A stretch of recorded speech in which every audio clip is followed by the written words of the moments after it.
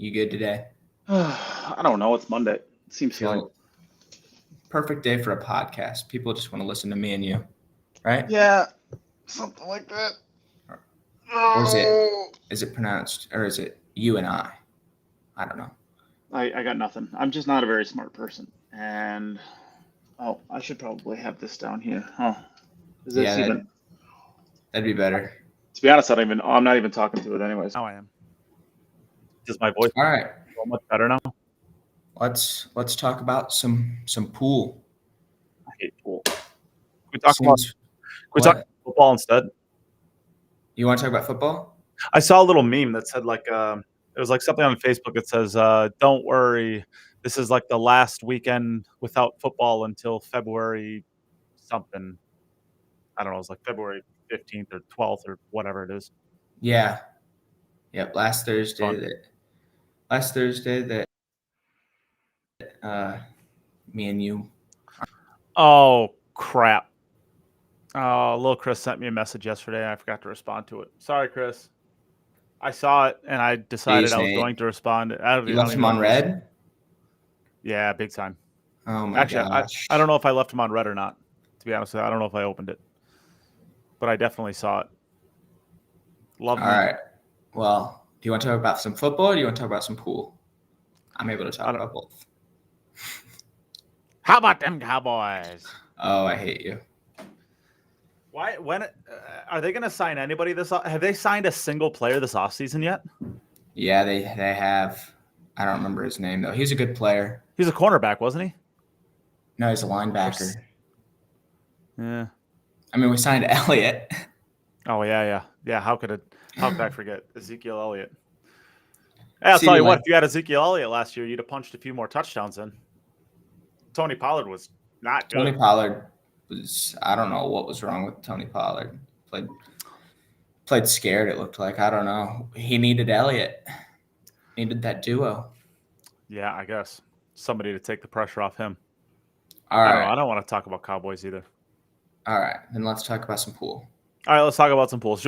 So we haven't been on for a couple of weeks now.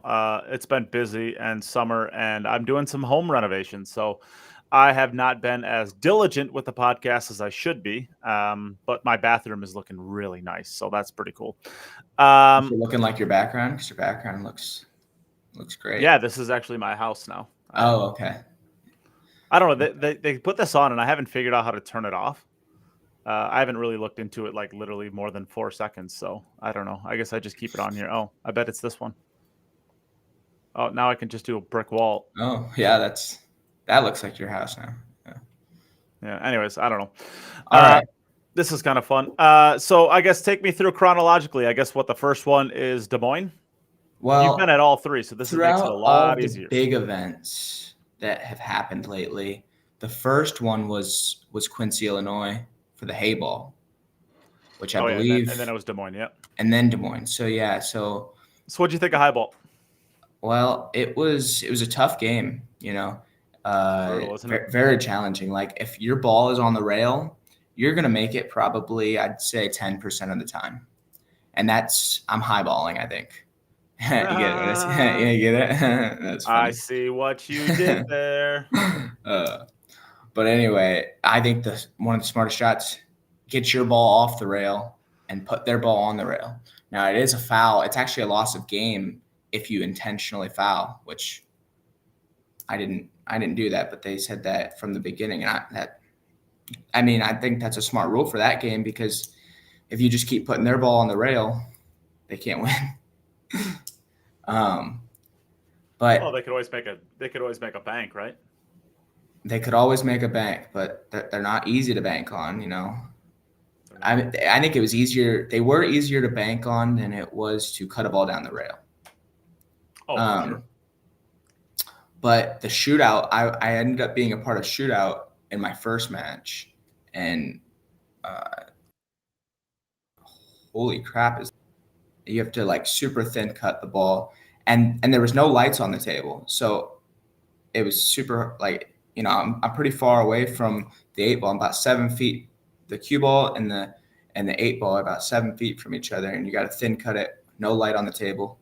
It was tough, but I think it was a pretty fun tournament. And I mean, if you show up, you get $250, which is a plus. I mean, it's $100 entry fee. Last place gets $250.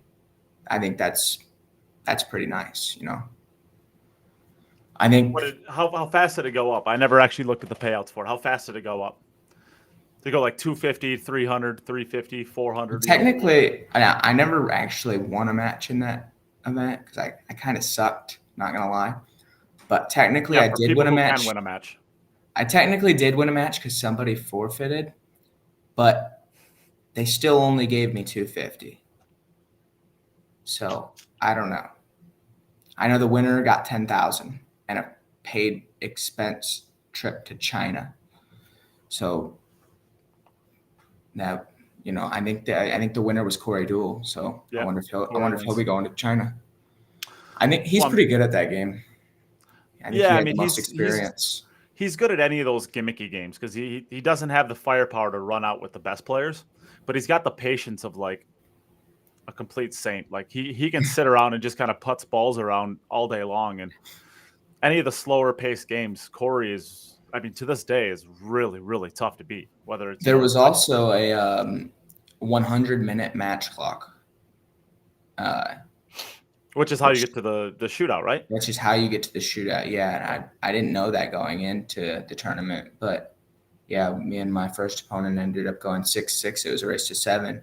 I actually ended up making the last 8 ball to tie at 6-6 with like 2 seconds left. It was crazy. And then my second match that I lost, the final score was 4-3, races to 7.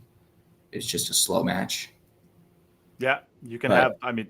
And on that format, if you get a kind of a funky break, like the second ball break, right, where like all the balls kind of crowd on that between the second and third diamonds on the long rail. Yeah, like that stereotypical second ball break. If you did that on those tables, those games could last 25 minutes. Yeah, minimum. For sure. I don't know enough about highball to know if you can even second ball break. I would assume you'd be able to. I don't know. I wouldn't be able to. Yeah. Well. You have to break from the rail. That was a rule. You couldn't break from middle of the table. Either side of the rail, you could break from that far off the rail or on the rail. Sure. And you had to be on the line. Like you couldn't be back behind. That's crazy. What is the head string? That literally sets up a second ball break then, right? Why wouldn't you? Well, there was a 3-point rule. So you had to get 3 balls past the head string or 3 balls to fall. And I was just crushing them head ball. That way I made them. That way I made the 3-point rule. Because if you don't make the 3-point rule 3 times in the match, you lose a rack.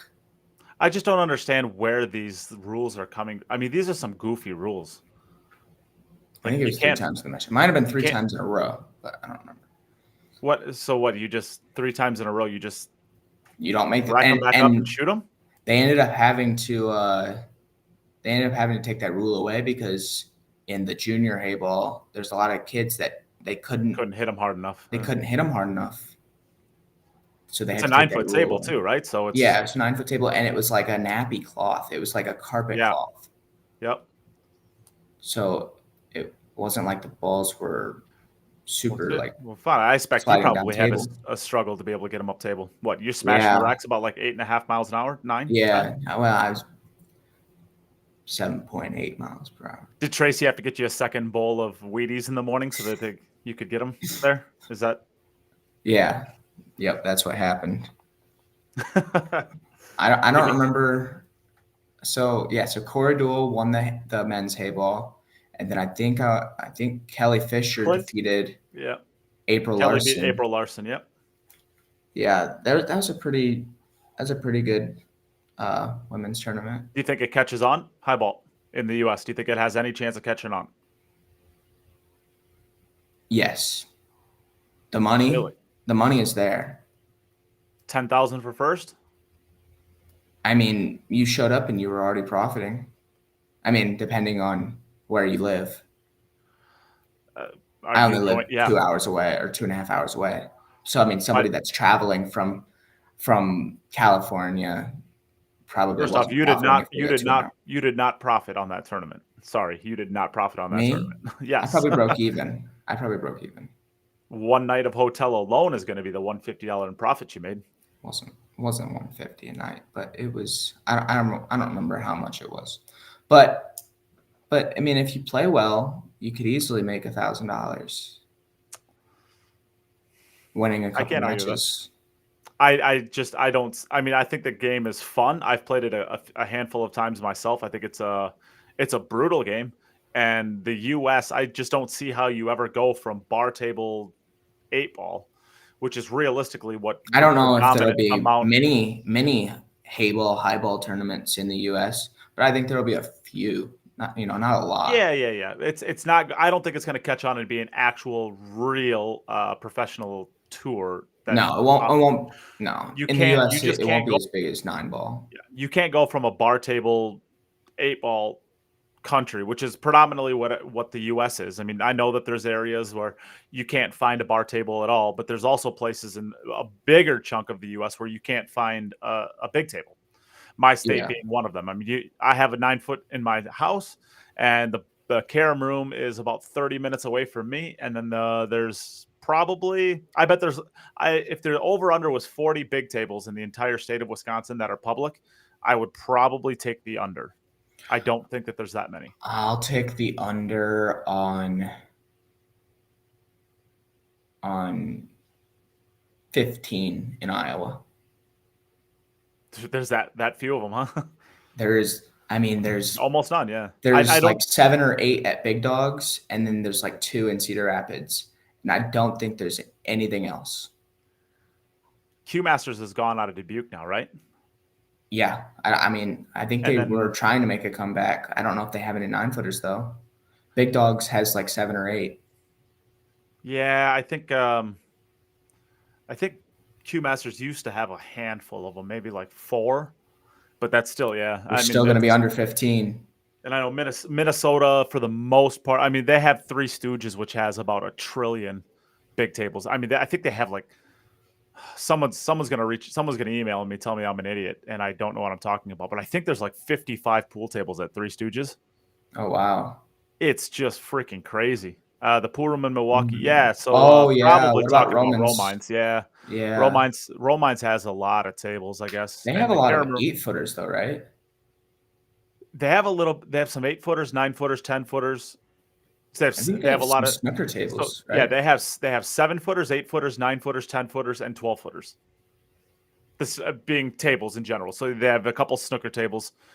They have a couple snooker tables. They have a couple billiard tables, 8-ball, and then they have 7, 8, and 9-foot tables. I'm not sure if they actually have 8-foot tables. I'm not sure that you're right on that, but now that I'm thinking about it, I don't think they have any 8-foot tables. I think they're all 7 and 9. I felt like, because I went there back in like 2019, and I felt like they had a lot of 8-footers. It was really weird when we walked in, because the person that checked us in for our pool table was like, "Pool is dead. Why would you show up?" And I was like, "Whoa!" I was like, "Whoa!" Oh, it was weird, but I went to Chris's Billiards in Chicago the other day. Chicago has a lot of tables. They have a lot of 9-footers. A lot of 9-footers, yeah. I don't know if I saw a 7-footer actually. No, they have some 7-footers in there too. On Chris's?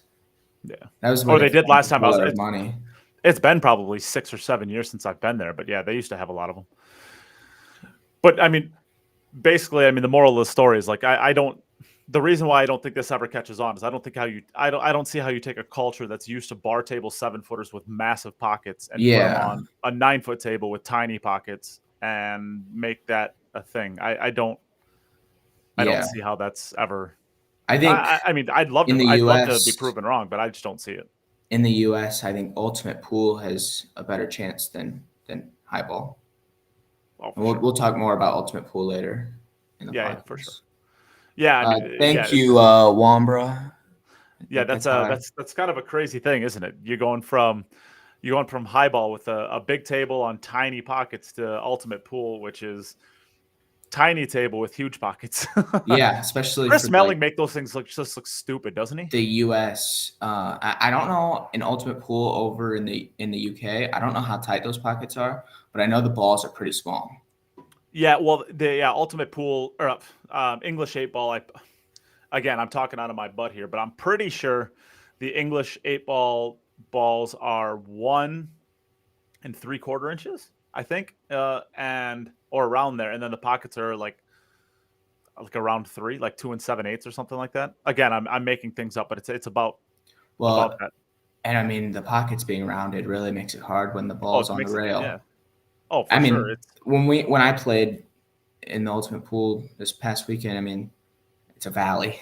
They said it was a 4-inch pocket. They still played huge, in my opinion. well, the valleys are the way that the valleys are cut is you can actually hit up the rail. I mean, if you're coming thin off of on the long rail, you can actually hit at the second diamond, and it still Yeah, slides in no problem. Especially yeah. if the And cloth is anywhere close to I deep. mean, people were watching the stream and they were like, "Man, these pockets are big," but should have seen the outside tables. They were huge. Yeah. Well, Um, a standard valley pocket, it's 4 3/4. yeah, Like if you were to walk into like a random bar, they're 4 3/4. and I mean, I heard that because I didn't go to the Louisiana Open, but I heard that the diamonds there, because they had diamonds for the ultimate pool in Louisiana, and I heard that those were actually playing bigger than the valleys in Kansas City, which I don't know, Yeah, it's possible. but anyways, back to Quincy, Illinois. I think we pretty much covered the high ball. The BEF also happened. A lot of juniors qualified to go to New Zealand. Yeah, I mean, is that something? Do we want to talk about that? Talk about that quickly. We can. Adrian Well, first off, Prasad. why didn't you play? First off, Why didn't I play? I was because I in got a Des Moines. lot of questions why. Well, yeah, correct, but I was I got in a Des Moines lot of questions on playing. why you didn't want to play. So tell the viewers why you don't want to play not only BEF but any juniors anymore. Well, I don't know. It's just a weird thing with me. I don't like playing junior events. It's just something that I've never liked to do. Um, I mean, at the BEF, I had a good excuse. I was going to be in Des Moines for a matchroom event, which matchroom events are just at this point more important to me than trying to win a chance to go to New Zealand. You know. Yep. Yeah. I mean, I just don't like playing junior events. I don't know. It's weird. Sure. Well, that's not the reason you gave me, but that's fine. What did I tell you? You're a WNT pro. And Oh, you yeah. play pro events. Yeah. So I mean, you're I just talked giving me to. that. You're just I giving talked me that. to. So what I'm finding out is you're giving me that reason because you know that I'm not going to argue with that. Yep. You're smart kid. You know, you're a smart kid. You're really wasting a lot of potential at pool. But anyways, back to the BEF. Let's see. I believe Adrian Prasad won the boys world qualifier in the 18U. Kid is just crazy talent, isn't he? Adrian plays so good. He plays so good. And then Hayden Ernst, 13-year-old from Another just crazy Louisville. talent. He is so good. So good. He's at my Fargo and he's 13. I think he's better than you are. I think he spots you. I don't know that you're necessarily wrong. I think I looked up his Fargo. I think he's like a 658 or something like that. Yeah, which means that his real Fargo is probably closer to probably right at mine. He's probably at about a 685. That's probably realistically where he's at. And right I now. mean, you stand up, just no chance on a 9-footer. He would destroy you all day long. I mean, you stand a chance. You stand a chance on a 7-footer just because everybody stands a chance on a 7-footer. 7-footers are just easy. He's a good player, man. But on a 9-footer, you're gonna get busted. I still think I beat him. Because if he gets anywhere close to beating me, I'm just going to take him out at the knees. I can still beat him up. Yeah, Adrian kidding, Hayden and his parents. I love the kid. I'm not going to do anything to him.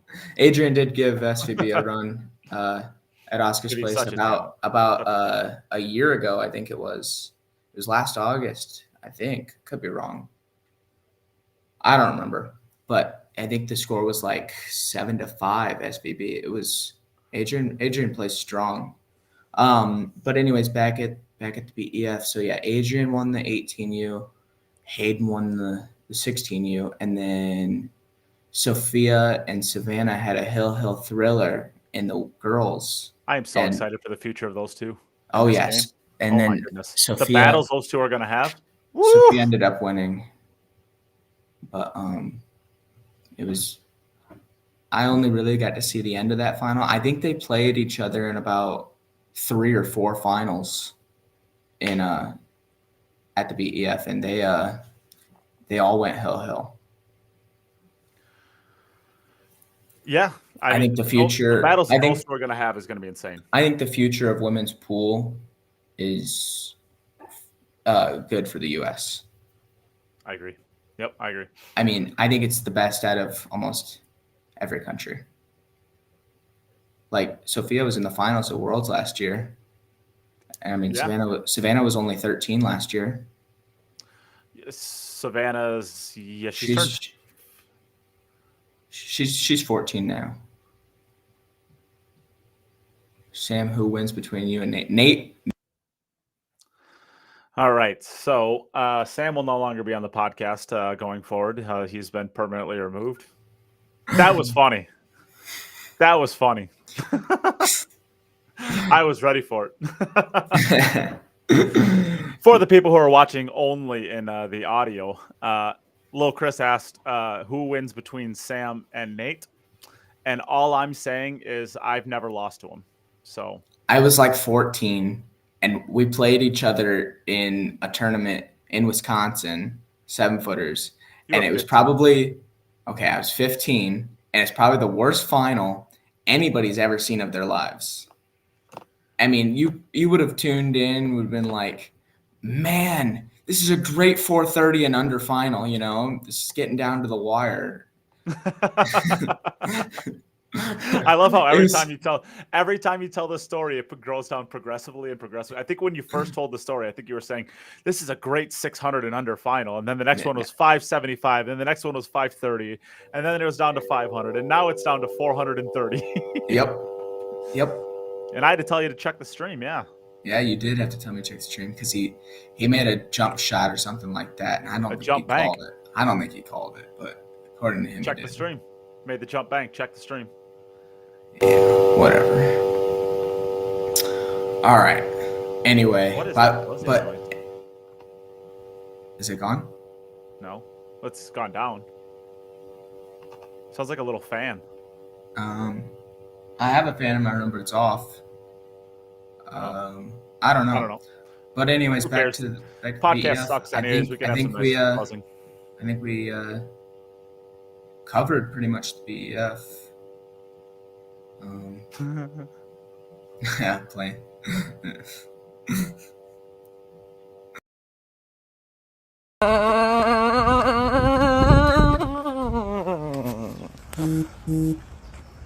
Just kidding. It's just me in my backyard.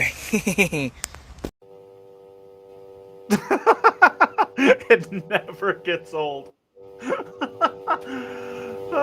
Sam was deathly afraid of flying. And I'm pretty good at it now. So he had to practice. So that was him practicing to go on this flight to Austria, right? Yep, that was right before. That was about 5 hours before the flight to Austria. Yep. And the World 8 Ball, I guess. And the World 8 Ball, yeah. Yeah, you had decided that you were too scared to do the trip, so you had to go practice in your backyard to build up the courage, and that's where that video came from. Yep. And I mean, I'm about to. That was a flight to Germany. About to do the same exact flight here in 4 days. I would say that video probably made you who you are. You were nothing before that video. Yeah, totally. Yeah. Now you're famous. Yeah. Yeah. Brian, unfortunately, I will not be out there for the APA this year. Jacoby had enough helpers. Last year, they were scrambling to get enough people together, and they asked me because of that. So this year, that sounds like they're fully staffed. So I'll be sitting in Wisconsin by myself, being a loser. So here we are. Actually, I'm going to Texas, I guess, in 2 days. 2 days. So if I have any listeners in the Dallas-Fort Worth area, I'm going to be there from Thursday to Sunday. So if anybody's lazy enough and wants to come hang out, You're going to Dallas Fort Worth? yeah, I'm gonna go That burn area? down Arlington. I'm gonna go burn down the entire city of Arlington. Oh man, you're gonna be in the greatest one of the greatest cities ever. Man. Yeah. Go Well, Cowboys. it used to be good, and then I don't know. The '95 stopped, and now now the city's just trash. Oh man. It would be kind of fun to go check out Jerry's $1 billion playpen. That would be kind of fun. They have a whole city in I believe it's in Frisco, Texas. It's called the Star. It's like just a bunch of Cowboys shops, Cowboys restaurants. That doesn't surprise me. The stadium itself is in Arlington, though, right? It's in Arlington, yeah. Yeah. It might be And I think Frisco, it might be something else. It's about 30 minutes from Fort Worth, I think. Something like that. I don't know. It's a big area. Yeah, it's a big area. DFW. All right, but Yeah. anyway, back to I think we're off the BEF. I think we covered everything, didn't we? we did. We covered the BEF. So from the BEF, We go over to we go over to Big Dogs. Yeah. Des Moines. Yep. Which you were also at, and I could just was- sit back while you All of these do all the events work. I was at that we're going to talk about. Yep. So Des Moines it started off on Wednesday. Francisco Bustamante ended up winning the one pocket. So awesome to see him back. He hasn't been in the. Somebody told me that he was one of the people that got banned for the 5 years. I don't know if that's true. I don't know that that's true either, but Because that it was would've in like put- 2020 or something like that. And I mean, that was right Okoye- around. Yeah, it was during COVID. I think that Okoye is Edie still and banned, Okoye. and so is Arenas. Yeah, So but I heard Boosty got banned too, but like I never saw anything that like confirmed that. But outside of a post or two, I mean, we haven't really seen anything about Dennis or Didi either. So yeah. But anyway, so yeah, Bustamante beat, I believe. Who did he beat in the final? Scott Gomez. Frost. No, Scott Frost, I think. was it a Superman? Or did I believe Gomez got third. Scott Frost got second. banned from the U.S. for overstaying their visa? So Dennis overstayed his visa by a couple days, and as did Dodong Diamond, and so they're on 5-year bans from the U.S. So I guess that was about 2020. It's I guess. almost So, yeah, up. yeah. It's almost up. So, And yeah, I'll have to verify that because I was thinking because well maybe it was Scott because I remember seeing a picture of pretty sure Scott. Gomez. I was there. Gomez was like hugging Scott Frost, so I guess that probably is right. Is the video or the photo I saw? So yeah, and then from there, then the 9-ball started, and I ended up playing Bustamante first round. Actually, I had him down 4-1, and then I lost 9-5. He beat him in like 5 minutes. What? I don't know. He must be talking. I don't about the know. one pocket. What he's talking about. Yeah, I had to have been talking about the He one. must be pocket. talking about the one pocket. Me and Bustamante's match, I felt took a while. And then I won a match. I don't remember who I beat. Some guy That was from on Digital Minnesota. Pool, right? Yeah, some guy from Yeah, it was Digital Minnesota. Pool. And then I lost to Shane Wolford Hill. Boosty Yeah. beat Scott in 5 minutes. Tyler Steyer ended up winning. Yeah, Tyler back to Steyer back. ended up winning Des Moines, and then he won California, which we'll talk about next. He ended up beating Sergio Rivas in the final. Good tournament for Sergio. Yeah, great tournament for Sergio. I mean, he's not a WNT pro, and I don't know how many 9-foot events he actually plays in. Oh, he plays in he goes back and forth between Milwaukee and Buffaloes. So when he's down at Buffaloes, that's all he plays is big table. Okay. Even when he's back, I mean, he's still a phenomenal bar table player. I mean, he's Last year Sergio won the Big Dogs bar table event, and then this year he played in the big table and ended up making it to the finals. So I mean, that's pretty solid. I'm kind of surprised they let him play in the bar table. Isn't that like non-pros only? No, anybody can play. A couple Oh, years anyone ago, can play. Christina I know Tkach Christina won it. Tkach took it like no, I think she got second, didn't she? No, she won it. She Okay. beat some guy, Nick Hansen from Minnesota. Yep. And I think that was 2021 because she beat me in 2022. That was the year that I was there.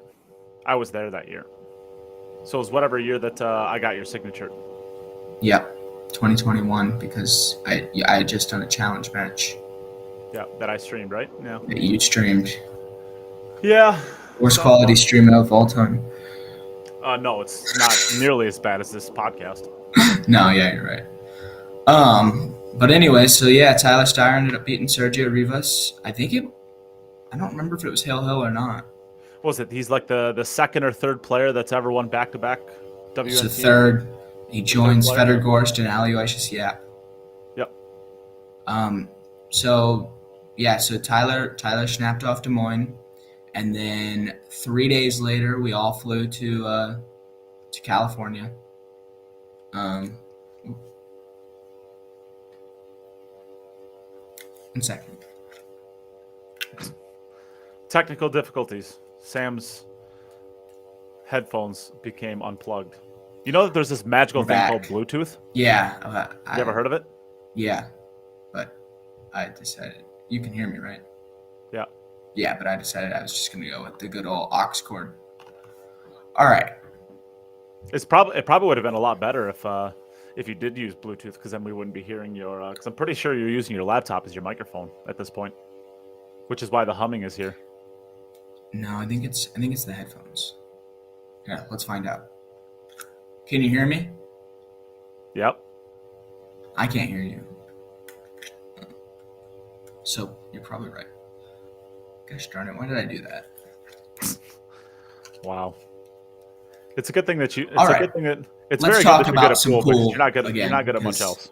Because all right, back to pool. We all flew to California on like Wednesday, for Oscar Dominguez's tournament.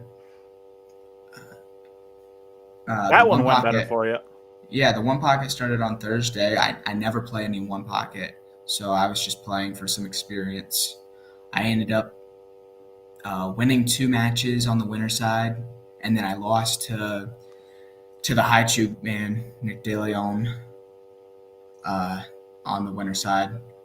And then I beat somebody else. I'm not sure who he was. And then I had a really good match with John Mora. In my opinion, I should have beat him, but I dogged it. I missed a ball. Hill. And if I make that, I have him down in ball count like 7-2 or something. But he ended up coming back and that game and beat me in ball count 8-6 that rack. Yeah. He played pretty good. I think he might have lost his next match to Oscar Dominguez though. The winner of that event ended up being Tony Chohan. He ended up beating SVB in the finals. I think SVB won the hot seat, but they just played one set in the finals, and Tony ended up winning. But that was just like a warm-up tournament for the big event, the 9-ball. So going into the 9-ball, I ended up winning my first round against, who was it? Eric Stanley, 9-3. That was on the stream table. Man, their stream table there is tough. It's 4-inch pockets, and I think you spend a lot of time on the stream table these days. Oh yeah. I ended up not bad for a kid that was deathly afraid of being streamed about a year and a half ago.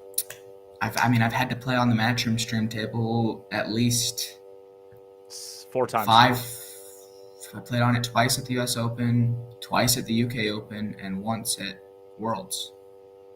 So 5 times. You played Loho some. Fedor You Gorst, played Fedor Gorst. You played the Mohammed Sufi. Jeffrey You Rhoda, played Jeffrey Rhoda, and then Bernie Regulario. Oh yeah, Bernie. I forgot about Bernie. Bernie roasted me on the stream. Yeah, Bernie's a pretty good player. He's a great player. But anyways, back to Do me a favor. Go down to your little gearbox thing and click on the audio, and look at your audio input. See what that is. Because as you can see, the humming is definitely Sam.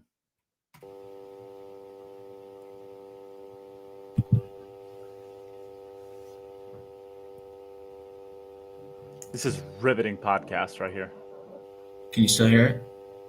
Yeah. Okay, hold on.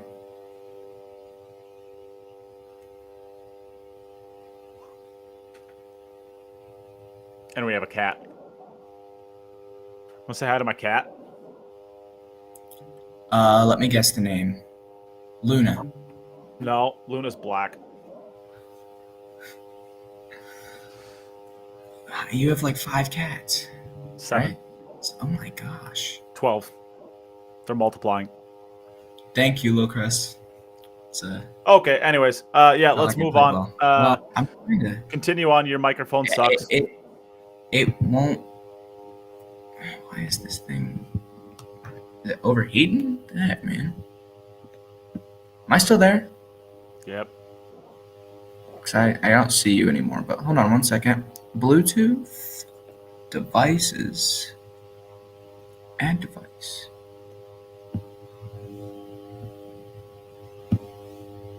Bluetooth. Let's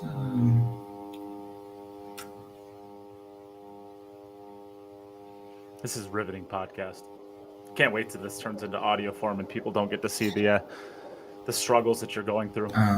This is why you got to follow the Queue It Up Network on Facebook and on YouTube, because then you get to see this struggle in person. And Sam play with his hair every 15 seconds. He unplugged it so he didn't get to hear that part of it. It's fun.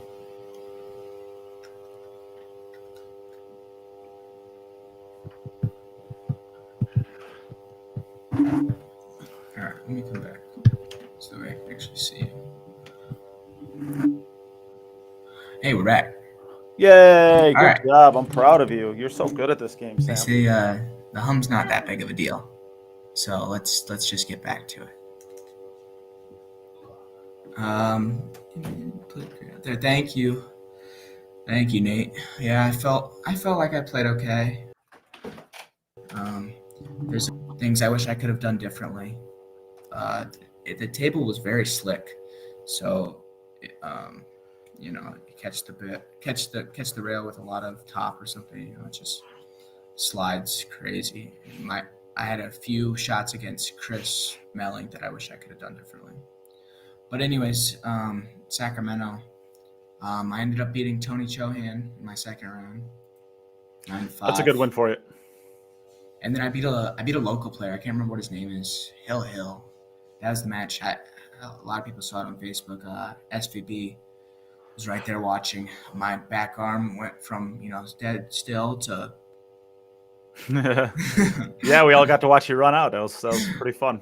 Yeah. I bet that video got about like 15,000 views at least. 50,000 views. It was.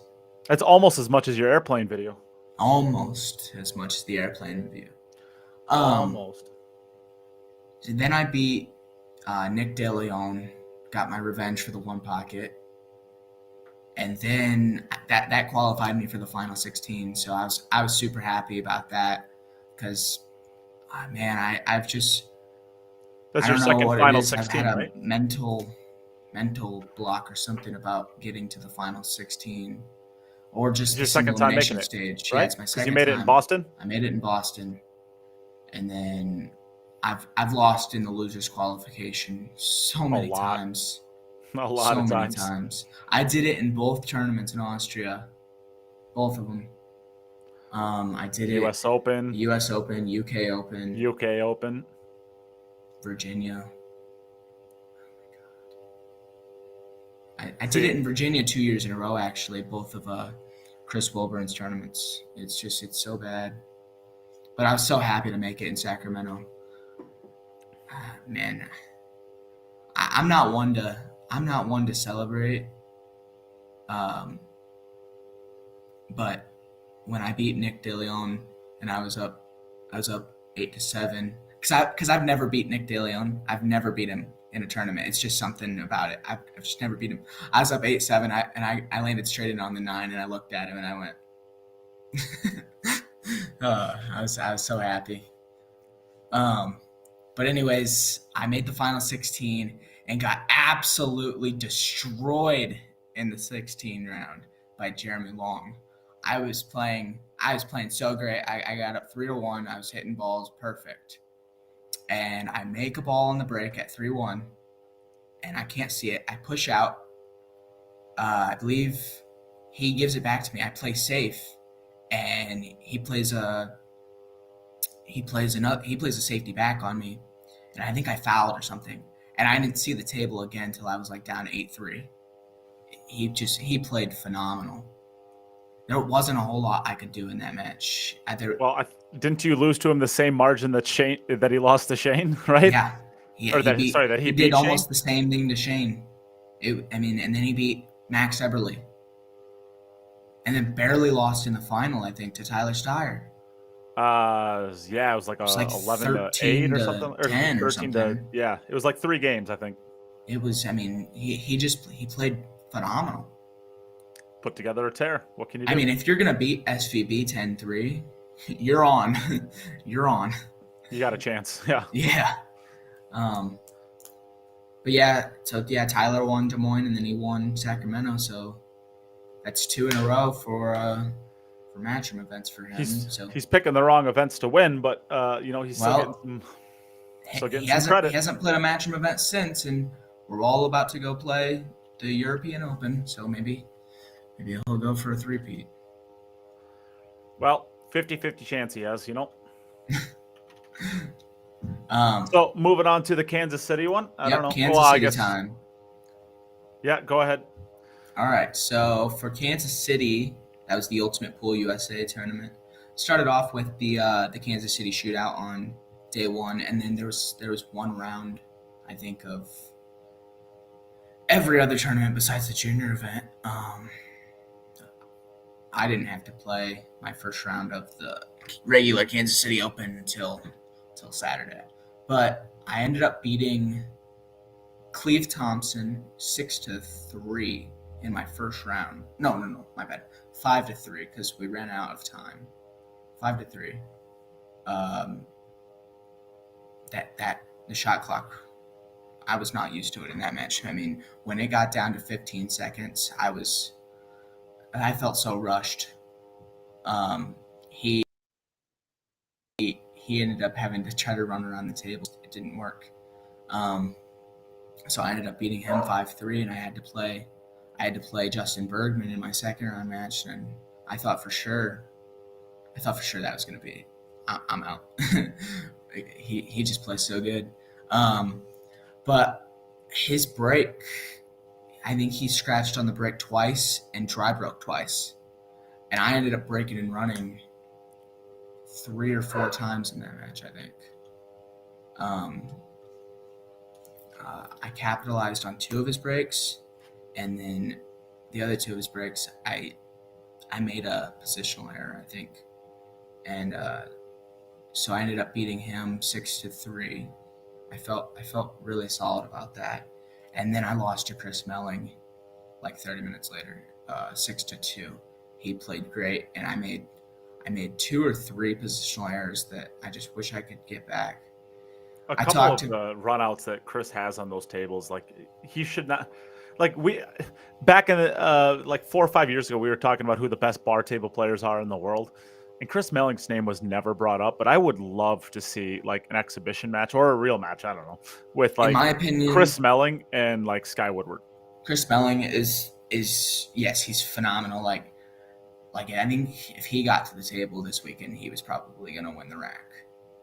That's how good he was playing. But in my opinion, best bar table player in the world of all time, Shane Van Bonen. Probably Shane.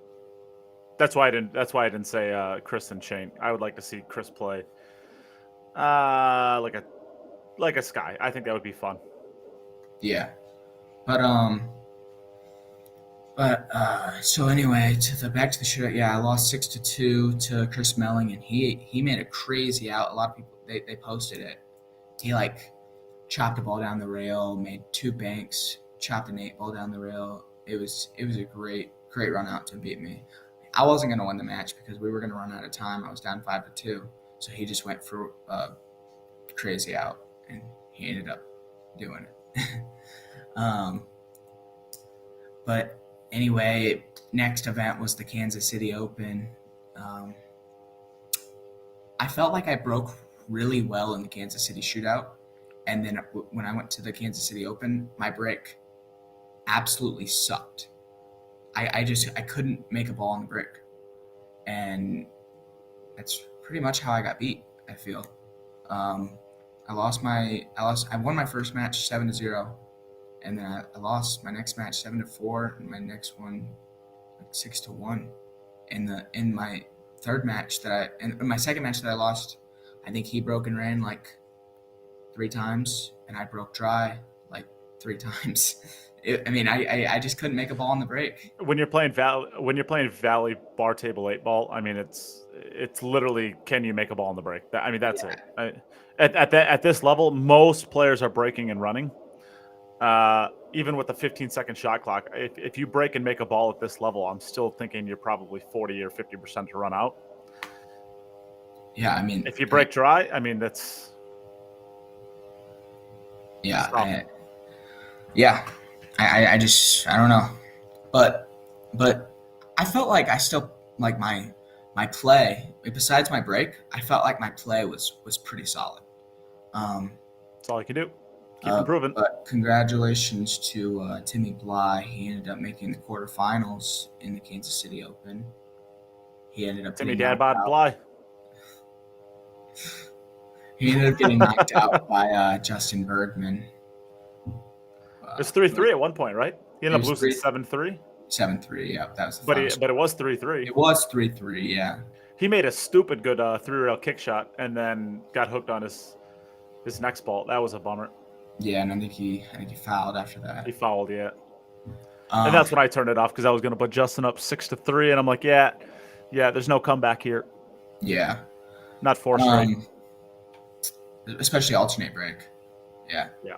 So, but Chris Melling ended up winning the Kansas City Open, which who didn't see that? Too straight for him. I thought Bergman was actually going to beat him in the semifinals. I think it was Hill, and Bergman missed an open out. There was an open table, and Bergman didn't get out. So what did Timmy get for a quarterfinal? $900. Winner got $8,000. Wow, that's a big difference. Yeah. So went like 8,000, 1,900. He was in third place, right? So Timmy got. Oh no, he got fifth or eighth. Yeah, fifth or eighth. Yeah. I don't remember who the semifinalists were. I know it was Bergman and Melling, and then Brandon and Joe Prince. Yeah, I don't know who the other 2 guys were. I had no clue. I don't either. I don't know what the score was in the finals. Joe Prince and Brandon McLeod. Yeah, got no clue. I think one of them was from England. Yeah, I don't know who they are either. I have to assume that's a long ways to come over for $8,000 though. Yeah. And then Chris Melling ended up winning. Back to the shootout real quick. Jordan Shepard ended up beating Chris Melling in the finals of that. Jordan played great. And then Chris Melling ended up winning the Kansas City Open. And then in the junior event, Caden Herbach. Sophia Mass just wins everything. Caden Herbach defeated Sophia in the finals. It was a really good finals match.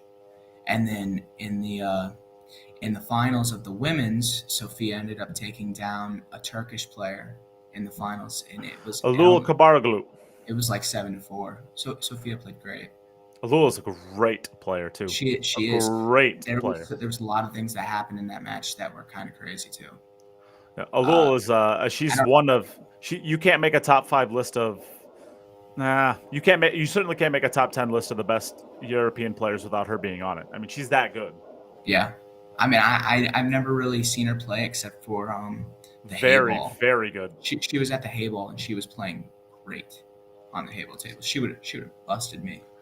I don't know what her Fargo rate is, but I'm guessing she's 710. Yeah. 700, 710 would be my guess.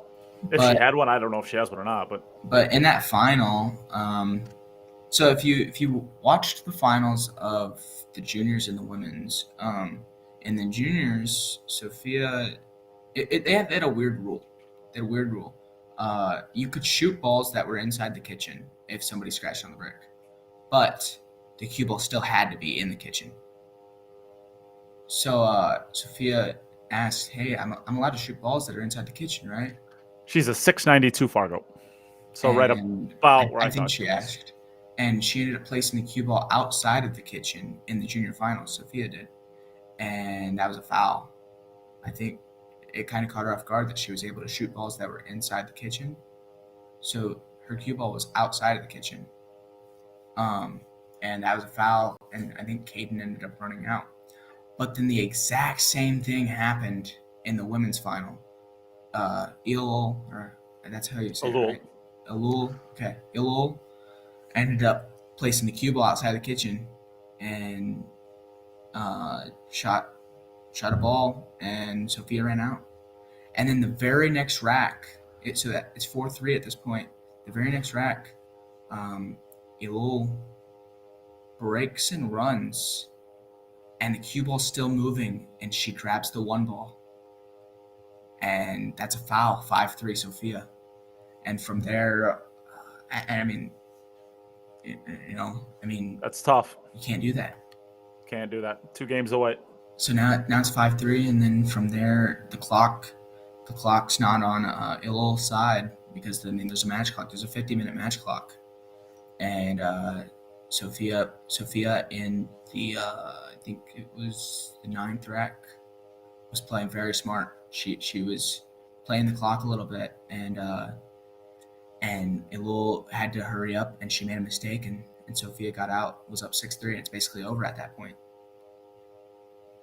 There's 2 minutes left on the clock or something like that, and it was crazy because the next rack, Ilul ended up breaking and running in like 30 seconds. It's crazy. She plays fast. She plays fast and she plays good. But then I think Sophia broke and ran to win. So she's capable. She played great. And I think that's pretty much it for the last that's cool. Yeah, and when you jumping on a plane? It's got to be Friday. Friday. Yeah. What you flying out of O'Hare? Flying out of O'Hare, landing in Charlotte, and then from Charlotte North Carolina. Yeah, and then from Charlotte, flying to Frankfurt. That's very out of the way. How? Because normally you would fly up over the Arctic Circle to get to Germany, so you're flying down basically to fly up. I wonder what the flight time is from Charlotte to Frankfurt. I'm guessing it's still a minimum of. I hope it's not over 10 hours. No.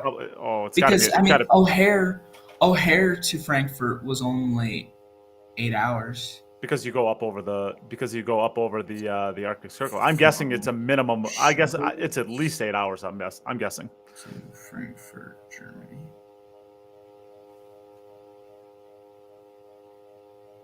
Did you see it? 8 hours, 25 minutes. I'm gonna say. I bet it's further. Jesus. I bet it's further. I hate flying. I mean, you're not. You think because you're going to like east that you're actually getting closer, but you're not. It's actually probably it's further away. That's crazy. It's crazy to think, but yeah. Because I mean, when I flew to Austria, we had a direct flight from O'Hare to Frankfurt. And this is like a super weird stat, but it's like just to give you like context as to how the globe kind of works. It's actually Maine is closer to Africa than Florida is. Think about that. That's so It's weird. It's tweaky to think about, but that's when you look at a sphere, that's just kind of how things work. Maine is closer to Africa than Florida. I struggle sleeping on planes. I struggle sleeping on just sleeping. Yeah. Well, you're 16. I'd never slept when I was 16 either. Never need to. I mean, I did sleep. I find melatonin are very helpful. Nick DeLeon gave me some pill, and yeah, he gave me some of those too. Those things are brutal. Those things like knock you the heck out. I took one of those when I was Nick and I stayed together in Peoria. Where were we at? Yeah, Peoria. And first off, I will never stay with that man again. Does he snore? Super respectful, super clean, yeah, he's a super perfect. Nice guy. He snores like a freaking grizzly bear. I've never met somebody in my life that snores worse than Nick DeLeon. Everything else perfect. Sorry, Nick. He's so respectful, so nice, so clean, so loud. Oh my God, so loud. And like I'm actually like a bad one because like I don't sleep through anything. I've talked to multiple people that have stayed with Nick, and they're like, "Dude, he snores like a freight train." Dude, it's bad. It's bad.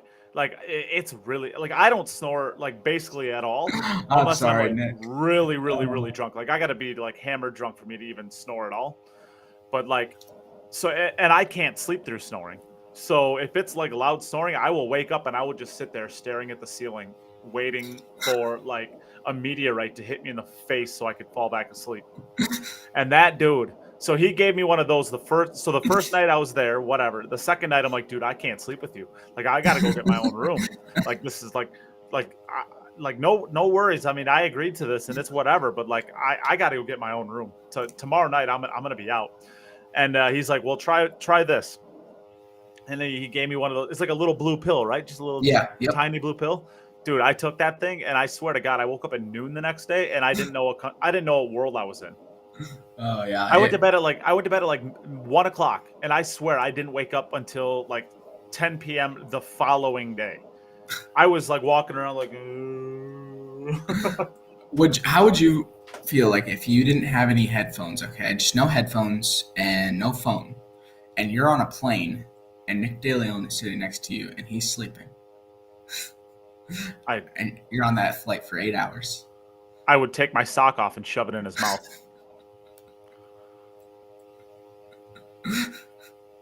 Little blue pill. Yeah, I guess I didn't say that out loud. No, Nick DeLeon he's great to stay with as far as like it's super clean, super respectful, super nice. Snores like a grizzly bear. Worst person I've ever stayed with. It's not that bad, but I stayed with him in Des Moines. It's not that bad, but it was pretty bad. I've yet to hear him snore, to be honest with you. I've yet to hear him snore because I stayed with him in Des Moines, and we were in different rooms though. We were in housing, but we were in. Who have I? Mika Immonen is actually very easy to room with. He's very quiet, doesn't snore much. I feel like if I stayed with Mika, pretty clean. He'd try to strangle you. He'd try to strangle me. He'd shove a pillow on my face. Wojtek Szewczyk's very nice. He doesn't snore. He's clean. I've stayed with him. I feel like you'd want to move in with Wojtek. No. Sure. He has a small house. But he can move in with me. He can move in with me. Okay, he can move in with you. Okay. Yeah, he can move in with me. Who else have I stayed with? I haven't really. I tend not to stay with people on the road because I am so sensitive to snorers. So like I don't usually room with people. Have I ever roomed with you? Nah, I don't think we've roomed together. No, we've never roomed together. I'm sure that's probably a matter of time. I guess one of these times your mom's not going to be able to go to something, and I'm going to have to go. Tell us who's not clean. The fucking Poles. The Polish players are not clean at all. I've never stayed with like Mieszko or Conrad or who was in that room? It was It was Mieszko and Conrad and Daniel Maciol, and who was the fourth? I don't remember who the fourth was off the top of my head, but it was Victor. I've been in their room before, and those, oh my God, are they messy? Like there's every single one of them just picks a different corner of the room, and you just see like mounds of clothes, just like Oh my gosh. and each corner is like they all pick out a corner right away, and this is where my dirty clothes go. This is where your dirty clothes go. But I mean, they're also staying at these. I mean, this was in Vegas. I mean, they're staying in these for what? They've got to be staying in them for 7, 8, 9 days at a time. I mean, Yeah. it's hard. It's hard to be clean in a hotel for that long. Yeah. It's like you don't want to put your dirty clothes right back into your. You almost have to bring in like an extra little bag or something. Yeah, and that's what my wife does. My wife is so good about that. She brings like a dirty clothes bag.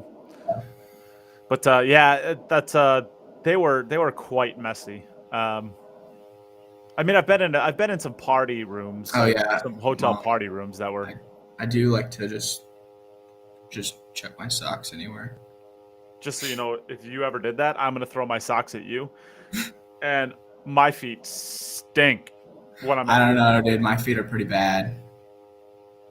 My feet are pretty. I don't want to find out who's worse. My mom's asked me to get a pedicure before, and I've just been like, I don't want to.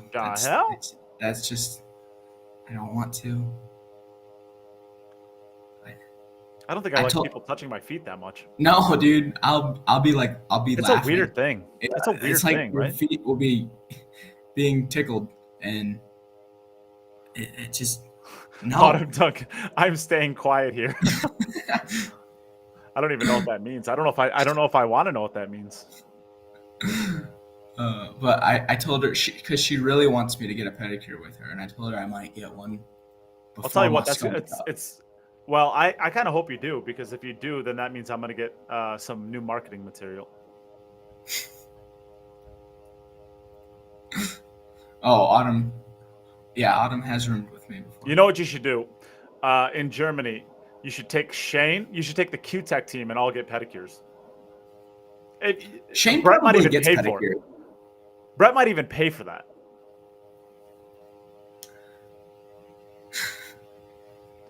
I'll call him up and say, if I get the entire Q-Tech team to get a pedicure with me, will Q-Tech foot the bill for it? It's good. I bet for the marketing opportunity that would be, the pictures that you would get out of that, I bet he'd do it. Me, Nick, Shane, Nick DeLeon, Francisco, Shane, Sky Woodward. Oh, could you imagine Sky Woodward getting a pedicure? Moritz, yeah, FSR. Oh my gosh. Shane Could Wolford. you imagine? Could you imagine Sky Woodward getting a pedicure? Oh, especially if he still had his mullet. Oh my goodness. That would be glorious. My God. That would absolutely be glorious. What has this podcast This is the best into? content we've had in years. I don't know what you're talking about here. It's got to be, right? I can't think of anything better than this. What can you do? Oh my gosh.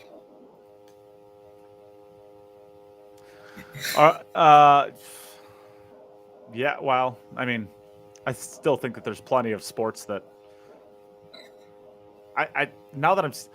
Jason said the pool players are arguably on their feet more than most any other sport. I don't know a single sport where pool that's true. I mean, theoretically, you're going to be on your feet at most 50% of the time. Theoretically. I mean, if you're a really good player, maybe 65% of the time. You're on your feet 100% of the time for golf, tennis, what basketball. Sport are you actually sitting? Huh? Oh, yeah. I mean, yeah. I said, what sport are you actually sitting? Bobsledding? We are the Jamaican bobsled team. I mean, I can't think of a sport that you're actually not on your feet. I mean, cycling, I guess.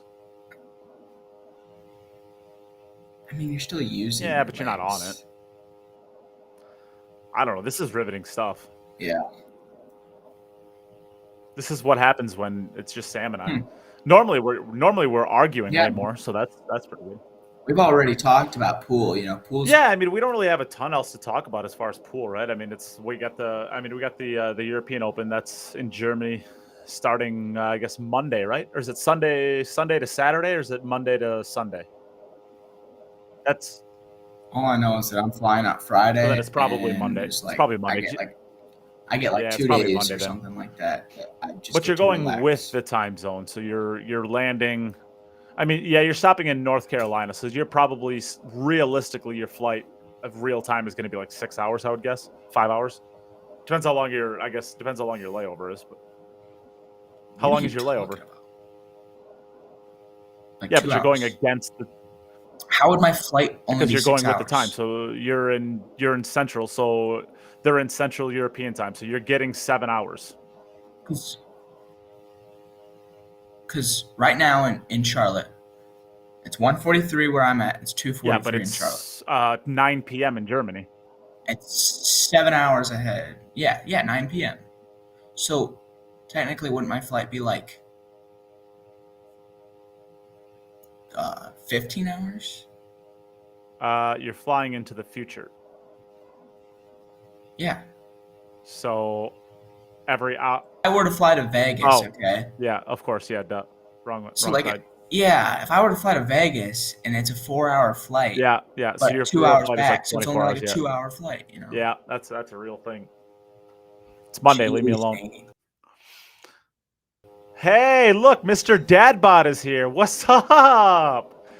Timmy Bly, the only guy in the room that makes me look skinny now. Nice.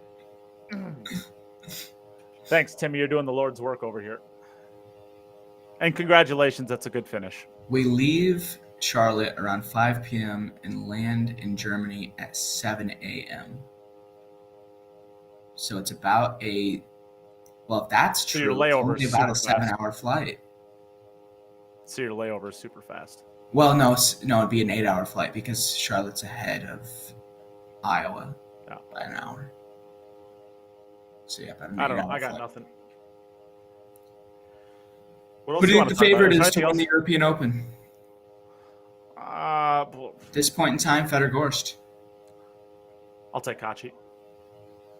Bet you would. I don't even like Kachi. I like Kachi. I respect his game a ton, but like I don't know his ambiance of the way that he handles himself around a pool room is pretty I don't know, pretty smug. But I'd like to his see game is so freaking good. It's insane. I mean, his game.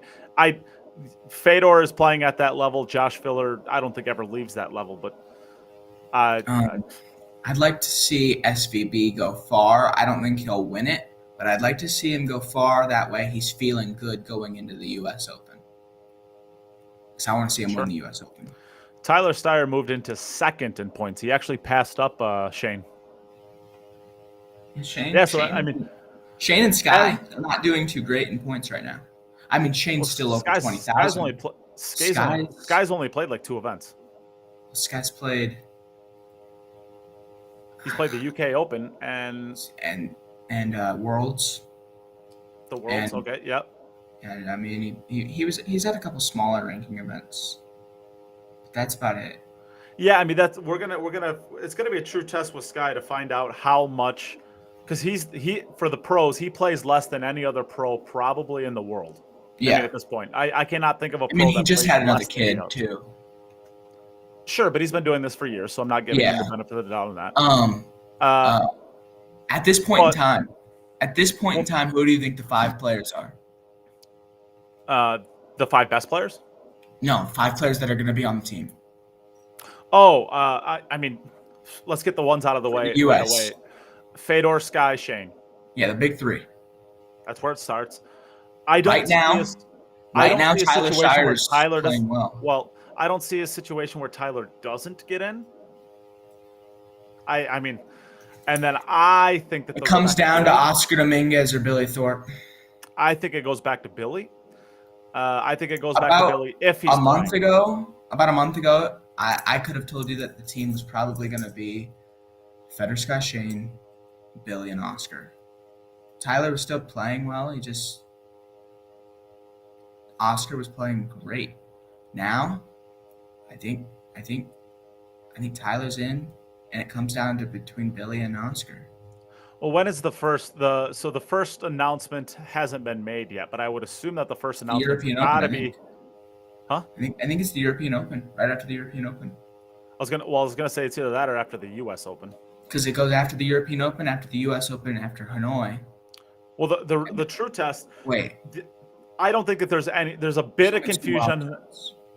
But Well, it's a bit of confusion on who the third's going to be, or the fifth is going to be. the fifth, yeah. No matter what.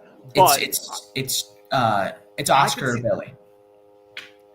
I could see a situation where Tyler doesn't get in at all. I mean, BJ's still there. BJ will never get in, so put that aside. Unless BJ qualifies, he's not in. I don't care. He'll never get in. So he can complain all he wants about how the world is out to get him, and he does that stuff. And to be honest with you, he's not necessarily wrong, but he's also put himself in a situation where nobody wants to play with him. Yeah. So it's a team. I don't know where he's sitting at right now in the rankings, but he's number 5. He's number 5 at 22,000. So theoretically, he's 7,000 behind qualify, 7,500 behind qualifying outright in the number 3 spot. There's a lot of pool left to be played, but if BJ doesn't get in via the 1, 2, 3, he will never be on the team. I'm telling you that right now, and I'm guaranteeing that he will never be on that team unless he qualifies 1, 2, 3. I don't know that Tyler gets in either if he doesn't qualify 1, 2, 3. We need Sky to make a couple deep runs at the European Open, U.S. Open, and Hanoi, because we want Sky to be able to pick 2 wild cards. If Sky doesn't get in on points, Sky is one of the wild cards. Sure. We want him to be able to pick 2 wild cards. I don't know that it matters, really. Yeah, I mean, in an ideal world, yes. Shaw isn't in on points right now, I don't think. So he's going to be one of the wild cards too. Oh, he's nowhere close to the top. He was leading, and then all of a sudden it was just. I feel like there's a lot of players that are right there. I mean, Wojtek would probably be on the team if he signed. Oh, how could he not be? I mean, 3rd place at Worlds. Wasn't that like 60,000? 50, I think. Is it 50,000? Well, 50,000. I mean 50,000 alone. And he's only played in 1 World 9-Ball Tour tournament this season too. 50,000 alone would have put him, I guess, in 5th. Oh. Well, yeah. I mean, it really just comes down to these majors on who's going to be on the team for the U.S. because I mean they're all pretty close. I feel. I think Tyler, Oscar, and Billy. Well, no, not Billy. Billy hasn't traveled to a whole lot of events. Well, that's what I was saying, and that's what I was going to say earlier. I think if Billy's playing, I think he's the 5th pick. But Billy goes into modes where he doesn't play for 4 months at a time. Yeah.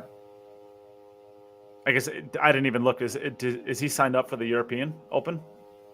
He was at the UK Open. I got no clue how to figure that out. They'll probably post the list here shortly. I would think. They always post. They always post the list about a week before the tournament, and then the draw 3 days before the tournament. Yeah. So. Oh, I will see. I think that there's. They're both the European and the American side are interesting for the fact that the 5th is going to be. They're interesting in a sense. Euros are going to be. Well, the U.S. is interesting only because you're basically picking 2 out of 3 players in Oscar, Tyler, and Billy. I don't see anybody else really in the U.S. that has a realistic chance. Again, I'm assuming BJ Ushery is not going to be qualifying, and if he's not going to qualify, I don't care if if he doesn't qualify and he has $1 million, he's not getting picked. Yeah, BJ, if he could be at $1 million, if he doesn't qualify in the first 3 spots, he's not going to be picked. I'm just telling you what I know. Yeah. Going through the European side, it's interesting because there's a million different ways that it can go. Really, I mean, obviously, Kachi's already locked in. Filler and Kachi are going to be on the team. Those are 2. Filler's not guaranteed. No, Filler's not. I mean, he'll be a wild card. I mean, theoretically. Exactly. I'm talking about who's just going to be on the team. It's going to be Phil or Kachi. Yeah, there's Shaw, zero. obviously. There's Obviously Shaw zero. because Shaw's already on the team. There's zero chance that Filler isn't going to be picked for. At worst, his second. So even if he doesn't qualify, his second wild card will be that. Now, So it's crazy because who's going to be the two? I mean, is it going to be FSR? I don't see how you'd ever. I don't see how you'd ever pick FSR at this point. I don't see how it's possible. You don't think he's on the team? Zero chance. I don't think there's a single iota of chance that he's on the team. Zelensky? Unless he wins it. I mean, he's got to win. He's got to win something like big. So I shouldn't say. I think he's less than a 3% chance. Well, of being on the team. What's the five look like right now? Who are the top five in Europe? Mickey Krause, David Al-Qaidi, Victor Zelensky, Joshua Filler, and Eklund Kachi. Eklund, Josh, and Jason are a lock. It goes Eklund, Josh, and then who's number 3? Victor, and then David. I can't hear you. Okay, Mickey Krause, but your mic is bad right now. Anybody in the comments think Nate's mic is bad? I don't know. Okay, now it's back. Oh. You're fine. You're fine now. It was yeah, terrible. Mickey Krause is at 38,000. David is at 50,000. Victor's at 51. Josh I don't think they're going to pick a rookie. I don't think Shaw's going to pick a rookie. I think... Well, it's realistically, if it's going to be Albin and Jason probably is your wild cards. If you can take Jason's Albin... going to have to be a wild card. Correct. So Eklund... I can't remember. Who's number 3 again for the Euros? Victor. Okay, so let's just say those 3 get it on points. And then it's Jason and Albin. You think Albin? I think FSR plays better than Albin. I'm not disagreeing right now, but Albin has historically played better in the Mosconi Cup than FSR. And he's got a longer track record of being there. I don't know. I don't know. If Jim was here, he'd say FSR has to be on the team because if David Al-Qaidi makes a team, he has to have somebody hold his hand. David won't be on the team. That's for sure. He's at 4th right now. He's $200 behind. He's like $500 behind qualifying. Yeah, but they're not going to pick David over FSR. He's $500 behind qualifying outright. We got 2 majors coming up, so we'll just have to see after the U.S. Open what the standings exactly look like. Yeah, it's exactly. So I mean, Eklund's going to be going in, and we're going to have 2 majors in the next month. Well, when Mickey's in the U.S., I think Mickey lives in New York, right? I believe so. Well, there's a ranking event that's in New York as well. That's between the 2 of those events. So Mickey could make a move there and maybe get like 10,000 points. So. Well, I'm sure if there's an event in between there, everybody and their cousin is going to be at that event. It's not like Mickey's going to be the only player there and nobody knows about it. I don't know. I don't know who's all going to be there. It's going to be right before the U.S. Open. So, I mean, the European Open ends on, let's say, the 7th or 8th or whatever it is. The U.S. Open starts the 19th. I just think it'll be a big event, because of the U.S. Open, and there's being a player picked. There's being a player picked right after the U.S. Open, so I think it's a pretty crucial event. Oh, 10,000 points. 10,000. Well, I'm just saying that the timing. Yeah. Sounds good to me. Maybe I think hopefully I go win the European Open. Maybe I'll be on the team. I guess I think it's Eklund, Josh, Jason, Victor, and Albin is my prediction right now. I just don't know about Albin. I think it comes down between Albin and FSR. I really like Moritz Neuhausen a lot, but I don't think he'll be on the team this year. He's not quite there yet. But I really like Moritz. You have to be probably 30% better than your peers, minimum, to get picked as a wild card as a rookie. Yeah. And to do that, I mean, you got to be playing pretty clearly top 1 or 2 in the world. I mean, if I'm not mistaken, Fedor got picked over as one of the wild cards.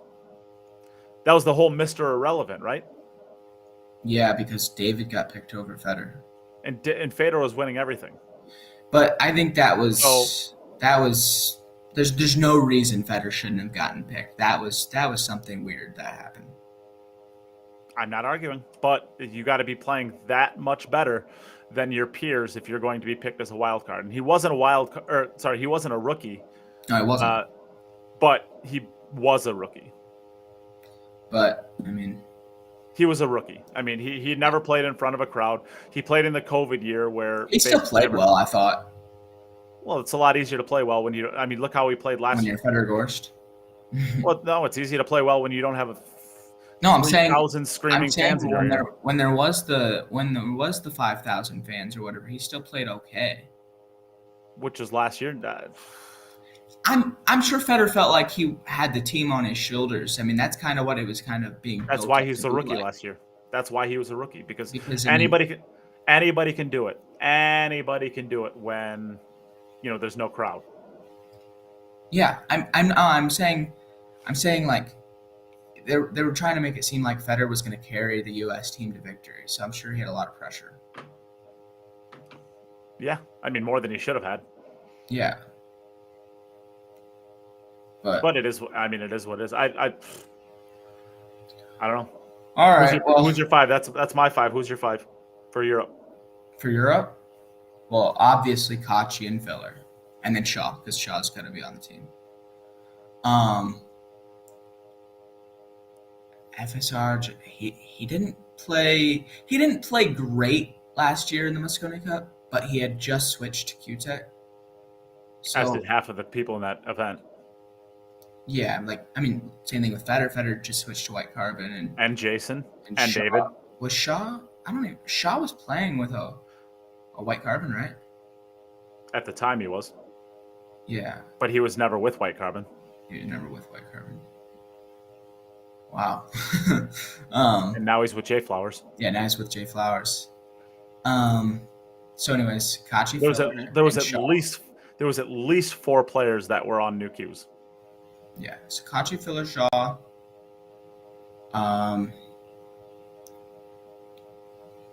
It's just so hard to tell if Zielinski's going to be in on points or not. Well, that's the only chance he gets in. So when I'm making my prediction, I'm making my prediction based off that he's going to continue staying in that number 3 spot, or move up to number 2, because he's never going to get picked if he's not with the spot. Mickey is playing really good, but I don't think he'll be on the team. Mickey's playing good, yes, but Mickey's not anywhere close to a top 5 player. I mean, this is a snapshot in time. So yeah, we'll go with their. You wouldn't take Mickey Krause over Moritz Neuhausen right now, and you said Moritz Neuhausen isn't ready. So. I also think Jonas Soto is a great player too that could have a chance in the future. 4 or 5 years. But the only difference I'm making is out of your list, I'm taking Alman out. I'm putting FSR in. Okay. So Victor's the same. Yep. I can dig it. That's as of right now. In a month, the list could be completely different. The list is fluid. Okay, Steve. I like it. The list is fluid. I mean, Pius Labudas is right behind Mickey Krause. That's yeah, Pius has been playing pretty good.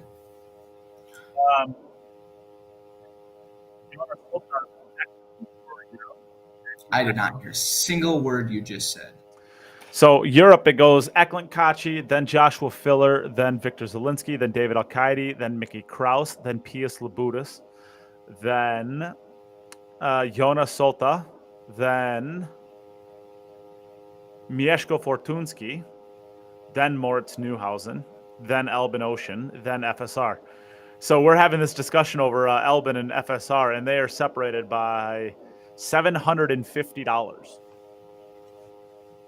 in 23rd and 24th, respectively. Mohamed Sufi is right behind that. Actually, Yo Grillo is in between there, I guess. But who? He's a Portuguese player.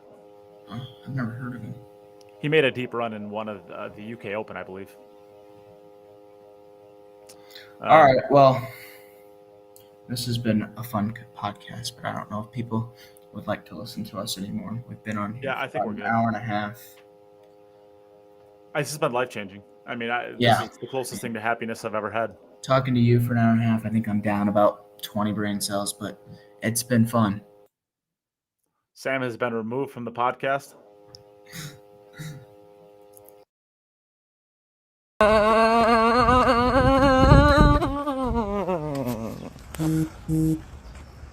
Just kidding. It's just me in my backyard. That little laugh.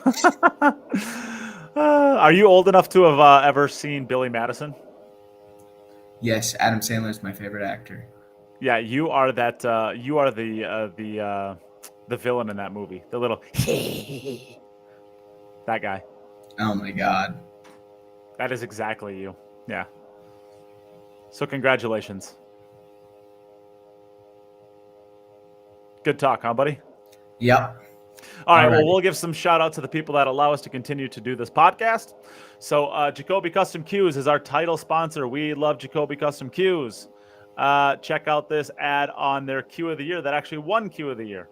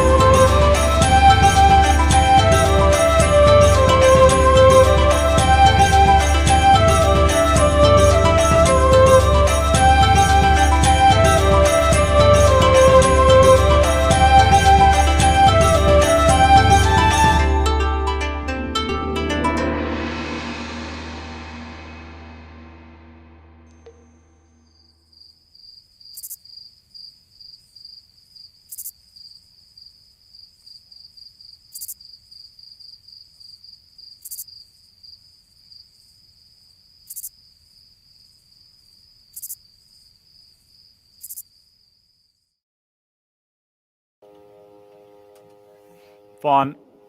We'll also give a shout out to the rest of our sponsors, which are Digital Pool, Littman Lights, Horo Tips, Onboard Sportswear, Salado, Digital Pool, Billiards Digest, and Insight Performance Coaching.